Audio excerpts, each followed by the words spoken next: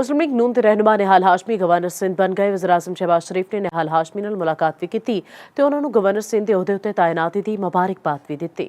शहबाज शरीफ ने निहाल हाशमी नाल मुलाकात की ते उन्हां नूं गवर्नर सिंध दे ओहदे उत्ते तायनाती दी मुबारकबाद दित्ती। वज़ीर आज़म नाल मुलाकात तो बाद निहाल हाशमी कराची अपड़ गए। उन्हां मीडिया नाल गलबात करदे होए आख्या कि बतौर गवर्नर अपनी जिम्मेदारियां निभावांगा।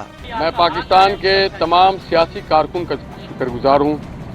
मैं सिंध के एक एक शख्स का, एक एक आदमी का शुक्रगुजार हूँ कि उन्होंने मेरे लिए दुआएं की। हलफ के बाद मैं अपनी तरजीहात को तय करूंगा। उधर कामरान टेसोरी दी तब्दीली ते MQM वफाकी हुकूमत तो खफा हो गई ते हुकूमत तो अलहदा होने दी धमकी दे दित्ती। फारूक सत्तार ने आख्या कि यह फैसला जागीरदारां नूं खुश करन लई ब्लैकमेलिंग विच आके कीता गया। कोई मशवरा नहीं लिया गया, कोई हमसे पूछा तक नहीं गया। तो मेरे ख्याल में ये वाज़े तौर पर हमें पैगाम दिया है वफाकी हुकूमत और वज़ीर आज़म ने कि उन्हें अब हमारी ज़रूरत नहीं है। और उन्होंने तो अपनी तरफ से हमें खैरबाद कह दिया। अब ये हमें भी देखना है कि अब हमारे पास क्या अखलाकी जवाब है। कामरान टेसोरी ने आख्या कि अभी तो पार्टी शुरू हुई है, अगर छेड़ोगे तो फिर छोड़ेंगे नहीं। हमें सब आता है ये सियासत खेलना।